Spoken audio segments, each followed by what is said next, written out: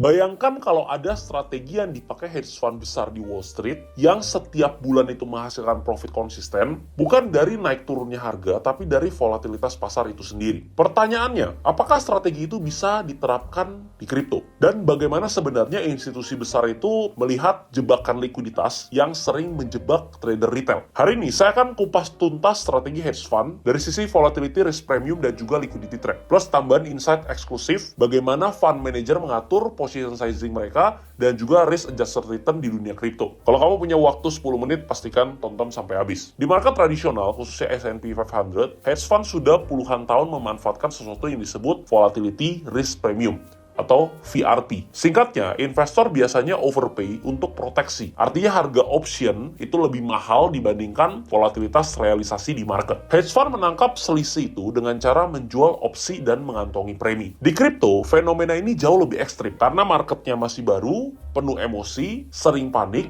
sehingga membuat premi volatilitas ini jauh lebih tebal. Nah, sebelum kita lanjut, banyak dari kalian yang sering nanyain, kalau mau mulai investasi atau trading kripto, pakai aplikasi apa? Kalau kamu baru mau mulai invest ataupun trading kripto, usahakan gunakan top tier exchange, at least yang ada di top 5 lah. Karena dari segi liquidity, keamanan, dan juga track record udah pasti jauh lebih bagus. Atau kalau kamu mau yang paling bagus, ya udah pilih yang top 1. Untuk top 1 global exchange yang ada sekarang ini yaitu Binance, yang harusnya banyak dari kalian yang memang udah pakai. Kalau ditanya kelebihannya apa, yang pertama liquidity-nya udah pasti besar sekali, pair-nya juga sangat lengkap, dan ada banyak sekali airdrop seperti holder airdrops, habis itu ada launch pool, habis itu ada mega drops, ada Binance Alpha, dan masih banyak lagi. Jadi kita bisa kumpulin uang gratis yang lumayan banget tuh untuk portfolio investasi kita. Nah, kalau kamu belum punya akun Binance, kamu bisa scan QR yang ada di layar ini atau klik link yang sudah saya taruh di deskripsi. Karena kalau kamu daftar menggunakan QR yang ada di sini atau link yang ada di deskripsi, kamu akan mendapatkan diskon fee transaksi 20% seumur hidup dan juga 6 USDT gratis atau setara 100.000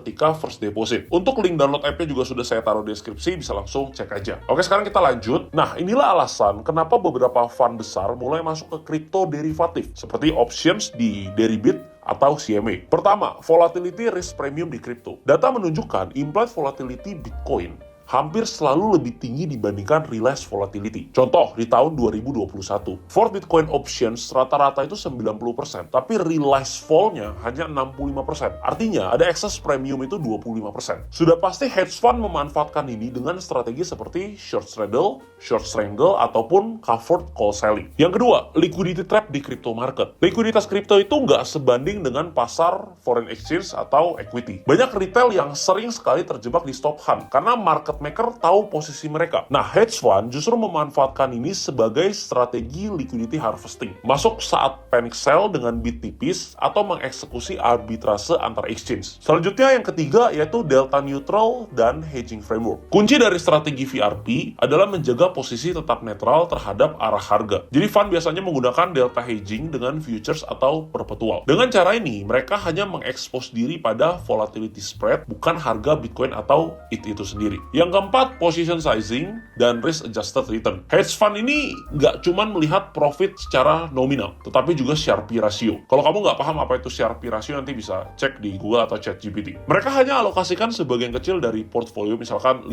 atau 10% untuk strategi VRP. Dengan begitu, meskipun ada tail risk event, drawdown ini nggak menghancurkan portfolio mereka. Kelima, contoh institusi yang bermain di kripto derivatif. Yang pertama ada Cumberland di RW, yaitu salah satu market maker terbesar yang sangat aktif di Deribit. Selanjutnya ada Galaxy Digital dan juga Paradigm yang menyediakan struktur products untuk investor institusi. Dari data Deribit 2023 menunjukkan 90% volume options Bitcoin itu didominasi oleh institusi. Yang keenam, strategi hedge fund saat pasar panik. Pada crash besar, contoh di Maret 2020, Mei 2021, November 2022 pas FTX collapse, implied vol melonjak ke level ekstrim. Hedge fund ini sudah short volatility jauh sebelumnya, dan mereka hedging sehingga tetap profit. Selain itu, mereka jadi penyedia likuiditas saat retail panic selling, sehingga mendapatkan entry ya di harga yang relatif jauh lebih bagus dan lebih murah. Ini studi case atau real life example. Studi case yang pertama crash di Mei 2021. Pada crash Mei 2021, implied volume Bitcoin ini melonjak di atas 150%. Hedge fund yang sudah menjual opsi sejak sebelum crash tetap profit dari premi overpriced meskipun harga Bitcoin jatuh. Karena mereka delta hedge dengan futures, sehingga kerugian dari spot ini di offset oleh hedge-nya. Ini yang disebut menghasilkan menghasilkan uang dari ketakutan retail. Studi case kedua yaitu collapse FTX di November 2022. Pada saat FTX runtuh, likuiditas Bitcoin dan Ethereum itu anjlok. Banyak retail yang terkena stop out. Hedge fund yang bermain sebagai liquidity provider berhasil membeli Bitcoin dan ETH di harga diskon